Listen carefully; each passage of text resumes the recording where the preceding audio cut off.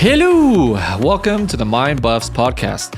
I am your host, Matt Demwasak, sport and performance psychologist and co-founder of Mindbuffs.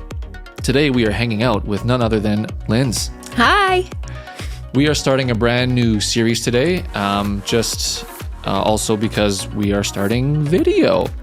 This will be our second or third episode that you guys will be able to see on video. And so Lindsay and I wanted to just have a new series looking at the power dynamics and power differentials between coach and athletes, which for those of you that have been listening to our previous conversations, we've been talking about similar content already. But what we're going to do in this series is deep dive into a theory called power and control wheel abuse in sports.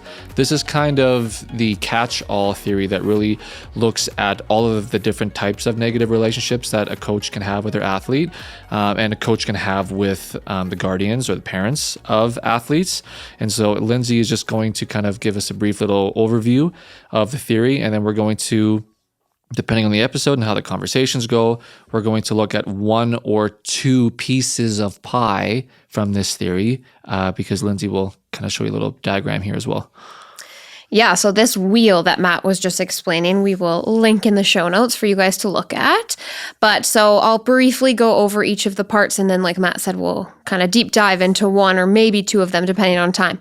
So the first one here is the minimizing, denying, and blaming. So coaches, guardians, people of influence making light of abuse disclosed by athletes and kind of shifting the blame onto them. So kind of that gaslighting example, which we will definitely get into more.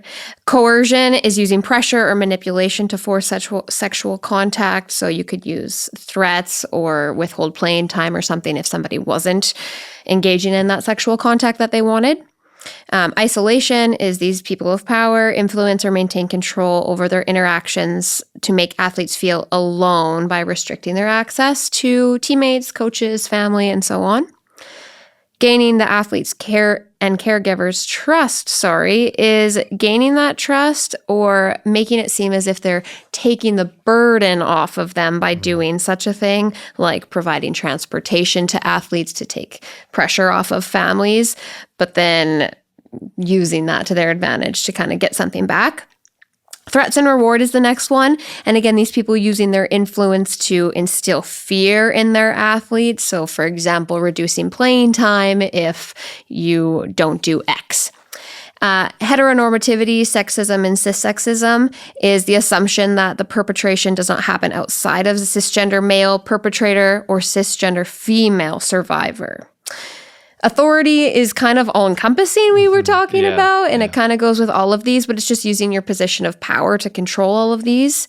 And then grooming is the last one of this pie there, and that's just slowly gaining trust before strategically, systematically breaking that down. Yeah. I think for those of you that were following or familiar with, and this is like the extreme example, but it was in the news, so you might be familiar with some of the stories, was I think Dr. Nader, I might be saying his last name wrong, but with USA Gymnastics, basically like his position as a massage physiotherapist, like doctor, I think he had a couple different roles on the team. He was able to employ all of these tactics over his over a decade run with USA Gymnastics, and it allowed for him to be able to have access to being able to mentally, physically, sexually abuse all of these young female athletes. And just so you know, we're not just going to be talking about big T trauma abuse the whole time. Our intention behind wanting to use this theory to have these conversations is to actually talk about the little things, like the subtle language that is used, the behavior, the normalization and acceptance of this is just sport. These are the things that are normalized that we want to try and denormalize. We want to be able to break these things down and educate almost more specifically parents and coaches for what strategies to use so that you can increase performance. Because the thing that's really frustrating is that these things are used because people in power have convinced themselves that these tactics will either get me the performance that I need or will get me the status, recognition, and feelings of self-worth that I need because I can't give that to myself. Other people need to give that to me. And so that just manifests in a lot of these different ways.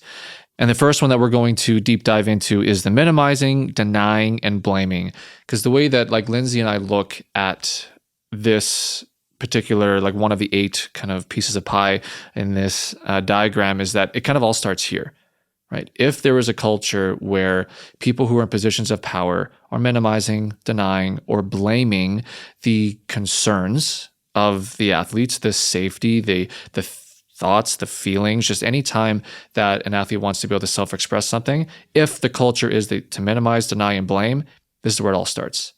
Yeah. And I like that you brought up that we want to talk a lot about the smaller things that happen, not necessarily all these big T traumas, because I think those are the things that when you hear abuse in sports, people automatically go to like sexual or physical abuse, which we've mentioned before. And I think going into this will help people understand that there's a lot more to it. Yeah. And when it comes to communication styles and relationships, it's always a slippery slope. Like for those of you that are married or in committed relationships, like of course it's amazing at the beginning, but then like slowly over time, if certain like unhealthy habits are allowed to continue going forward because there isn't that necessary difficult like dialogue, then slowly over time, these really, really negative patterns start emerging. And if there's no one to check in, to hold accountable to these kinds of things, especially in sport, will just keep polarizing themselves until they become like really abusive. And that's what we've seen in the last 5 to 10 years in sport, is that these hyper polarized issues in all sports, doesn't matter what sport it is, and especially like the higher you go in sport, like, well, one of the few things I think that social media has done good for the world is it makes it easy to be able to highlight these issues and for people to be able to share their stories about what their negative experiences were like. And that's why we want to start with this one, because the minimizing, denying, and blaming of a person's experience, that's the gatekeeper to being able to get the support that a person needs when there is maltreatment. So let's get into that one then. So just kind of honing in on that. Again, this is when these people of power, so coaches, guardians, athletic trainers, physicians, whatever it is, any type of person of power on a sports team, they make light of abuse disclosed by athletes by shifting the blame on them. So an example is gaslighting them to believe that it didn't happen or that the abuse was really an acceptable act. And I think that really connects to our last episode of those 5 misconceptions of emotion. And it's just underplaying the importance of them and like how intense they might be. Yeah. I think a stat that I wanted to remind people of, because I think it's a stat people are familiar with, is that 95% of women who come forward with charges of sexual abuse are telling the truth. 95%. And yet as a society, we tend to go immediately to being inquisitive and assuming that, well, that can't be true. That can't be correct. Like we have data to support that when people actually come forward, which is ridiculously difficult to even do in the first place, the shame, the guilt, the embarrassment, the fear, the worry, if we can move away from questioning the validity of a person's story and start with just trusting and believing their story, it'll be obvious over time if there are little lies or exaggeration in a story, or if the entire thing is made up for some kind of like personal self-gain. It'll be really obvious when you're starting off with like believing the story, if there'll be changes in the story over time. We have to get away from victim blaming. We have to get away from assuming that like, oh, no, I think maybe you're just a little weak or you're a little sensitive because like this is just how sports are. That's what gets in the way. That trope right there, like, oh, this is just what sports are like. That's a really good example. And people might be like, well, why don't people come forward and stuff? And that leads us right into this minimizing and denying and blaming, because that happens, excuse me. And then people are scared to come forward. Yeah. Yeah. And this touches into some of the other areas of this theory, but athletes know that coaches kind of hold the power, right? Hence why Lindsay kind of made light of like authority being its own thing. This whole thing happens because of authority. This whole thing happens because of power differentials. And as like a young athlete, you know that your playtime is completely controlled and dictated by the coaching staff. So it's really easy for athletes to just kind of remain silent. And again, we've had full episodes on that type of behavior. But I think one of the not practical, but one of the reasons as to why coaches maybe unintentionally are minimizing or denying is because most coaches are volunteers. They're really busy. They don't have enough time to actually get to know each player on their team one-on-one. They don't have the time in their day, in their week, in their month, in the season to truly spend that quality time with each person on the team, especially if you're on like a hockey team or a football team where there are so many athletes. So when difficulties come up, it might be easy for a coach to like minimize what's happening because I don't have the time to deal with it. So I'm just going to try and sweep this under the rug in the hopes that it just disappears. Mm-hmm. So I understand like where, especially if you're a good coach and you mean well and you have good intention, sometimes we communicate in these ways because we just don't have the capacity to deal with stress. Yeah. So let's focus on minimizing, because I think that this one is, well, they're all very important, but minimizing is pretty much when you try to make something seem smaller than it actually is. So that might look like brushing down somebody's comments or feelings, or saying, oh, it's not that bad, or just calm down, or stop worrying about this and that. So comments like that. And that leads to athletes starting to think that things aren't as bad as they actually are. Or, oh, it's in my head, or I'm making it up, or is anybody else feeling this? And if not, like, I am making it up. So that's kind of minimizing. An example even would be, I don't know, even if you had an injury and then comparing it to it not being that bad because somebody else has a worse injury. Comparative suffering. That's exactly what you just alluded to. This is what a lot of people will do, is that if they're stressed in their life, they'll go like, oh, but the children in Africa. Oh, but the war in Ukraine. Oh, but the war in Israel versus Pakistan. Like, they'll think of literally the worst type of trauma imaginable and go, well, it's not that bad, so my shit don't stink. It doesn't matter. Yeah. That doesn't help anybody, but it's one of the most common ways that people try to invalidate their own emotions, because emotions are big and they hurt sometimes, which is minimization. So people do it to themselves just as often as people do it to them. Yeah. And I think like a tip for people who heard that and have recognized that, like, oh, I do minimize things that have happened to me, is telling yourself, like, just because, yeah, maybe objectively it isn't as intense as something else, doesn't mean that that's not stressful for you. Doesn't mean that that's not maybe the worst thing that's happened to you, right? So that's one way to look at it. Yeah. I think in that kind of same vein, as parents and coaches, there might be an intention of wanting to have your kid or your athlete focus on the positives, say really upbeat and optimistic. And unintentionally, when an athlete comes forward with like, I'm stressed or I'm worried about this, like I'm experiencing a lot of self-doubt, as a parent, as a coach, you're like, oh, that's fine. You're going to do great. Don't worry about it. You're playing so well this season. It'll be fine. That's minimization. That is literally what minimization is. It is skipping over the fact that someone has like expressed like, I'm not feeling okay. And you're like, that emotion doesn't exist. Yeah, and like, and it could be as simple as answering it with like, I hear you, or that's a valid emotion to be feeling, or like, it makes sense that you feel that way, but what can we do to kind of alleviate that stress, or what can we do to help move you forward, or something like that, just acknowledging it. Totally. And I think a common example where coach-athlete would experience this is an athlete coming to coach being like, what do I have to do to get more like playing time? And I think what is minimized is that conversation is minimized, right? The coach has 37 other things in their mind that they want to be able to like execute because they have no time in their day. Like, oh shoot, I didn't see this conversation coming. Could be like, oh, like, you just need to, and then they make up things in their head. Like, oh, you just need to move your feet more. You got to be passing the ball a bit quicker. I just want you to be driving the lane like more. Like these really broad sweeping, like, you know what I'm talking about?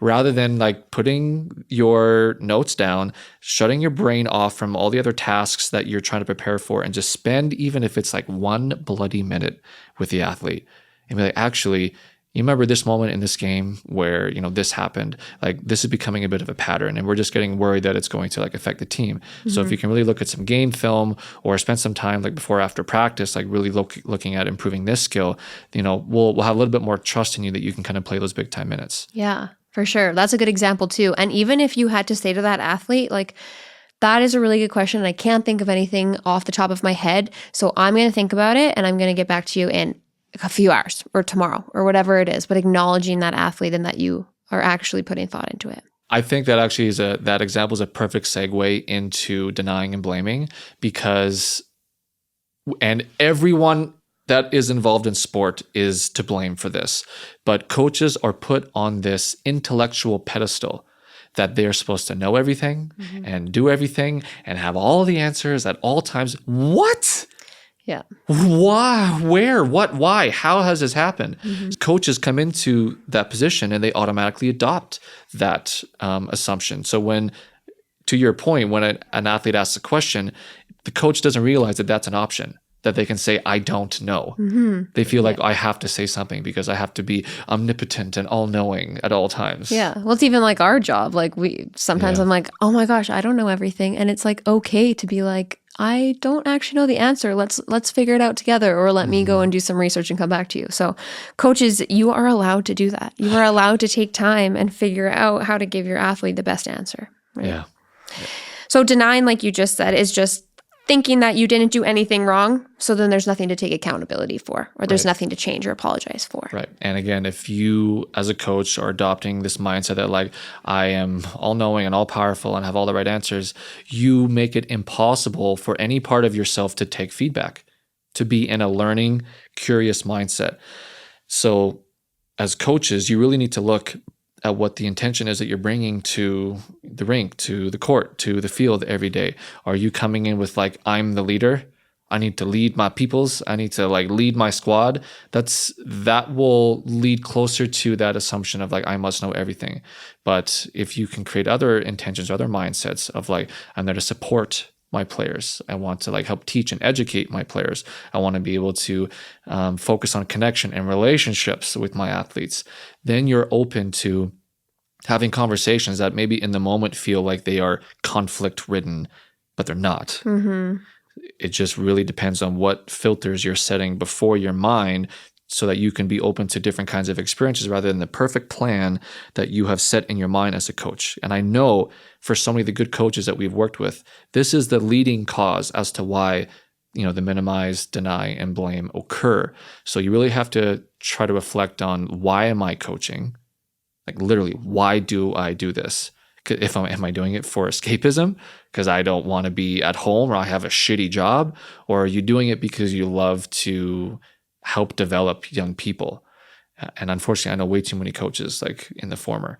So yeah, look at your why and you'll find it really easy to avoid a lot of these things we'll be talking about in this series. Totally. Okay. And blaming is maybe admitting that you weren't acting appropriately, but you don't take accountability for it still. So it could even be like, you cornered me after a game asking for all this feedback and it made me lash out because I wasn't expecting it. Or I was really stressed and then all the players wanted feedback and so I kind of reacted negatively. Yeah. When a coach is furious at halftime or during intermission and they just start spewing and projecting their anger everywhere, and yet there always tends to be that like one person that's to blame as to why the coach is super, super mad. You ever had anything like that happen, Liz? No. I can think of a specific story, and if there's another one that you can think of, then yeah, I think it's a good time to share. It was like my RAM 15, so this is like minor U16 AAA is what it would be now.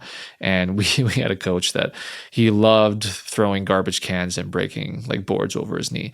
And he would come into the locker room and immediately kick the garbage can, which would set the tone of like, oh shit, like something's about to go down. And then he would point to one person on the team as to like why he's so mad. I can't believe you did that again. Or like, what the fuck is wrong with you? Like, we talked about this before. He would break the board over his knee. He'd throw it in the garbage, kick the garbage again, and then he'd walk out. real quality stuff there. Lots of teachable moments. Yeah. Yeah. Lots of thoughts on that. And listen, sometimes your athletes do stupid things and you are allowed to be frustrated, but that example is not how you would respond. I have similar experiences, or somebody fouled on a 3-point shot once, which, not the best thing. But did they then deserve to have a finger literally right on their jersey being like, why are you wearing this jersey with this name on it, and then doing stupid shit like that and making them cry in front of everybody?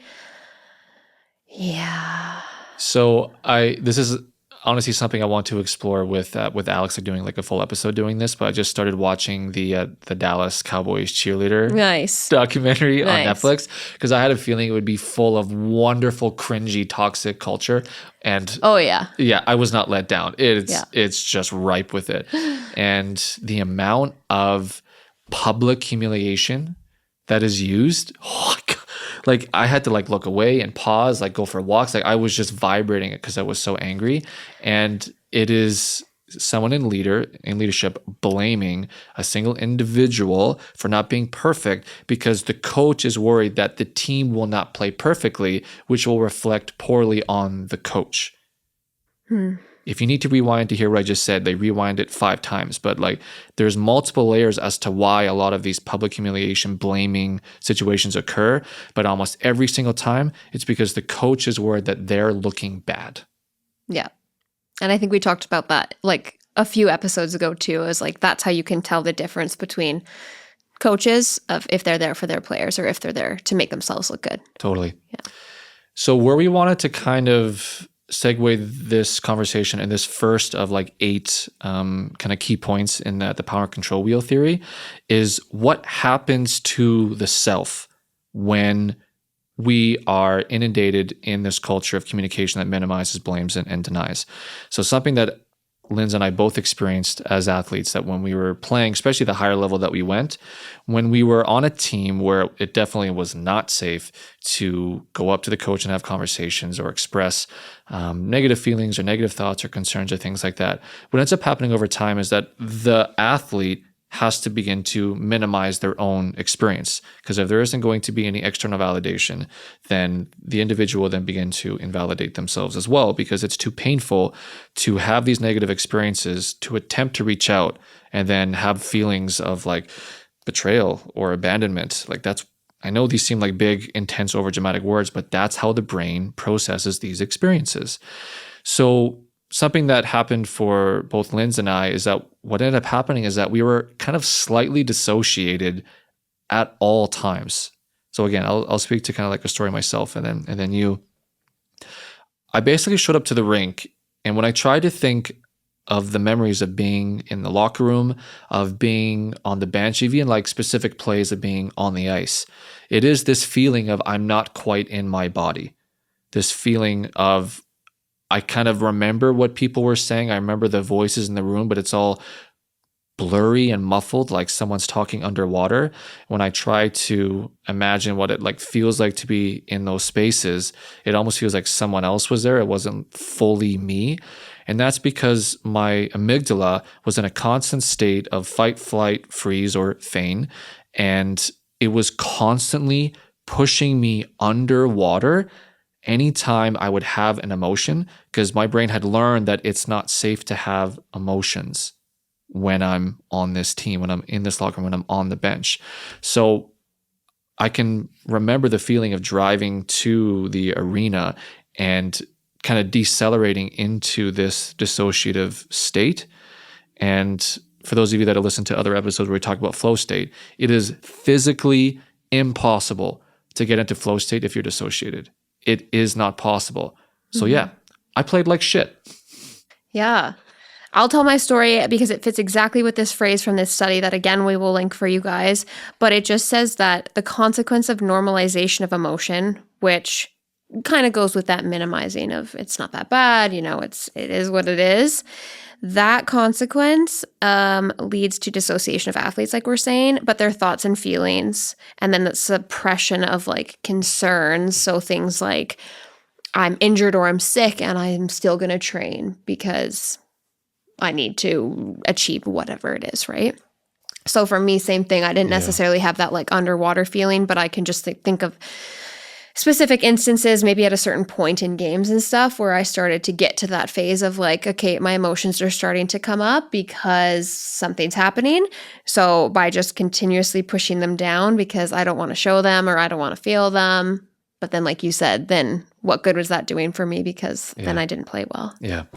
I know, and there was another thing that happened as a form of minimizing my own internal communication that my body was trying to communicate things to me, is that I was always underactivated, right? I wasn't activated enough to get into flow state because I was dissociated.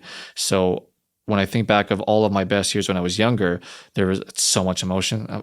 I'm such an emotional person. So like there's tons of emotion, lots of joy, lots of excitement. And also I would smack talk a lot. Like that was a part of the gamesmanship in me, is that I would be verbally jabbing, trying to get under people's skin because it was like fun for me. And that season I wasn't doing like any of that. I was basically just self-contained, like trying not to show any of the negative emotions I was experiencing, both in part because of hockey and because of things that were like happening like in family life during those years. But the other thing that it did, and I think this is where a lot of the research that you were reading was looking at, was that I got injured 3 times that year because of this exact cycle that we've been talking about. So I'm in this culture of minimization and denying, which leads me to dissociating because I don't want to have any of these experiences continually getting invalidated.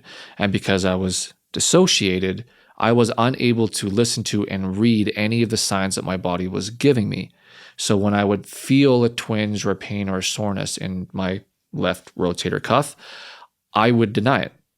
I'd be like, no, like I don't want to lose playing time. Like I don't want to look like I'm weak. I need to play through it. And in part, I wasn't actually fully experiencing how bad it was because I was dissociated, because I was minimizing even physical pain. And I blew that shoulder out 3 times that year, which, that spelled the end of my like playing career, all because I had too many years in a row before that year that had had a minimizing culture, and my brain had no fucks left to give about trying to push past that.